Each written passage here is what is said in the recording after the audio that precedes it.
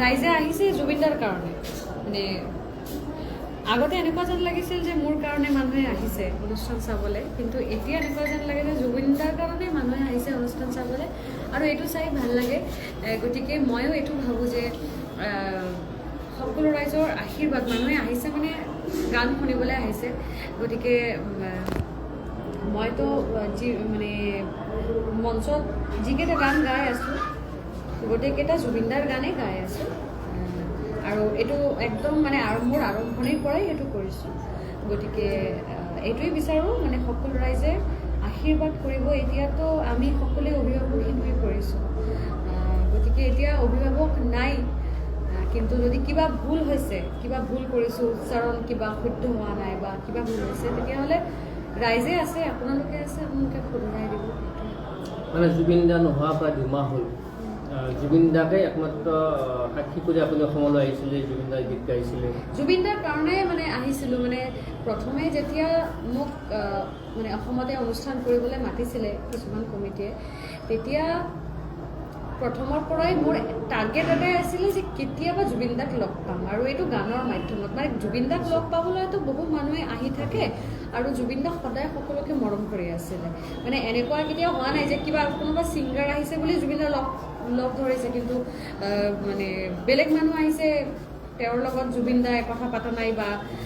মৰম দিয়া নাই এনেকুৱাতো হোৱা নাই জুবিন দা আমাক সকলোকে লৈ পেলাই মৰম কৰি আছিলে কিন্তু মোৰ এটাই হেঁপাহ আছিলে কেতিয়াবা যদি জুবিন দাই মাতে আৰু গানৰ কাৰণে মাতে তেতিয়াহ'লে মানে মই জুবিন দাৰ পৰা বহুকেইটা বস্তু শিকিব পাৰিম কাৰণ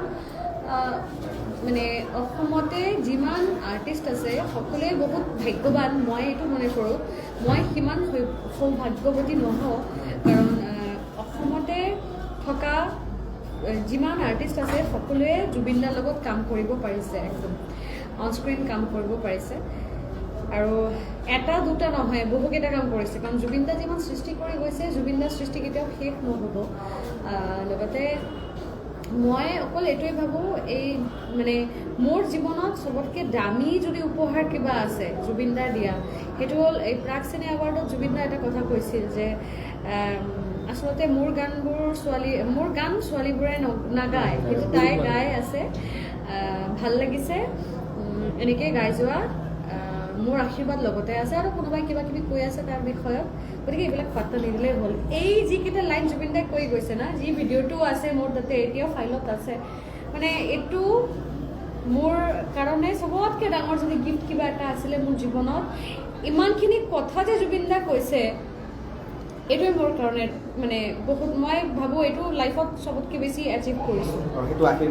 এইটো আশীৰ্বাদ হিচাপেতো সদায় আছে মোৰ লগত কাৰণ অকল সেইটোতো অন ষ্টেজত কৈছিলে দাদাক সিদিনা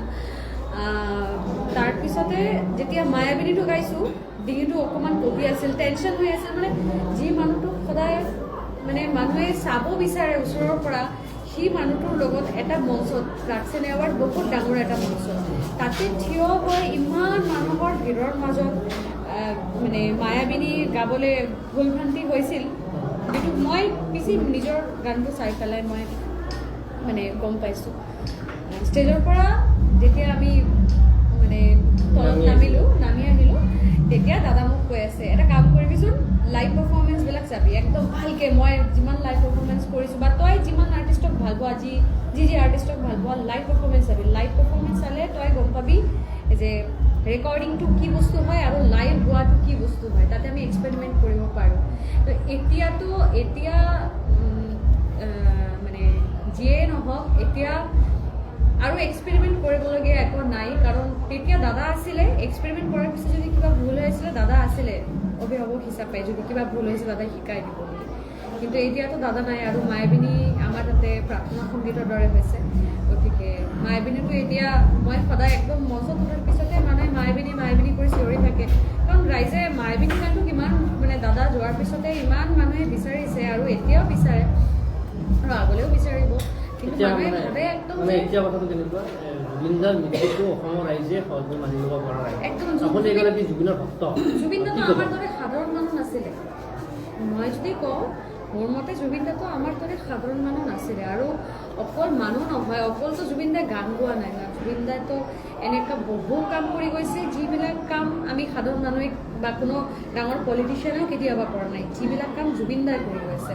মই মানে কোনোবাক মানে তলত নমাই কথাটো কোৱা নাই, মই কাৰোবাক মানে মেনশ্যন কৰা নাই, মই কৈছোঁ যে আমাৰ মানে দেশত যিমানখিনি মানুহৰ কাৰণে কাম কৰি আছে, তাতকৈও ডাঙৰ ডাঙৰ কাম জুবিন দাই কৰি গৈছে। ডাঙৰ কাম এইকাৰণেই ক'লোঁ, জুবিন দা যে ইমান দিন ধৰি ইমান বছৰ ধৰি ইমান ভাল ভাল কাম কৰি গৈছে, সেইটো জুবিন দা সেই কামবিলাক জুবিন দা জীয়াই থাকোঁতে আমি গমেই নাপালোঁ, কাৰণ জুবিন দা এডভাৰটাইজ কৰা নাই কেতিয়াবা। জুবিন দা ঢুকোৱাৰ পিছতে আমি গম পালোঁ যে জুবিন দা এইবিলাক কাম কৰি গৈছিলে, আৰু মানুহে তেতিয়া সেইকাৰণেতো জুবিন দা মানে জাতি ধৰ্মৰ ৰাজনীতি নিৰ্বিশেষে জুবিন দা যোৱাৰ আগতে সকলোকে এক কৰি থৈ গৈছে, আৰু সেইকাৰণে জুবিন দাৰ কাৰণে মানে ৰাজপথত ইমান লাখ লাখ মানুহ ওলাইছে, ইমান লাখ লাখ মানুহ ওলাইছে। আৰু এইটো মই এইটোৱে ক'ম যে চৰকাৰৰ ওপৰত বিশ্বাস আছে, আৰু এইটো মই জানো যে চৰকাৰে আমাৰ বিশ্বাসটো নাভাঙে বুলি, এইটো বিশ্বাস কৰোঁ। যিহেতু মানে জুবিন দাৰ মৃত্যু আমাৰ নিজৰ দেশত হোৱা নাই, সেইকাৰণে বিদেশত যিটো হৈছে এইটো ইনভেষ্টিগেশ্যন হ'বলৈ চাগে অকণমান টাইম লাগিব, কিন্তু ন্যায় আমি পামেই। আৰু ন্যায় যদি নাপাওঁ অভিয়াছলি কিয়নো মানে মই বিচাৰোঁ, আমাৰ গোটেই অসমবাসী ৰাইজে বিচাৰে, আৰু অসমৰ বাহিৰতে যিমান মানুহ আছে সকলোৱে বিচাৰে, এইটো পাবই।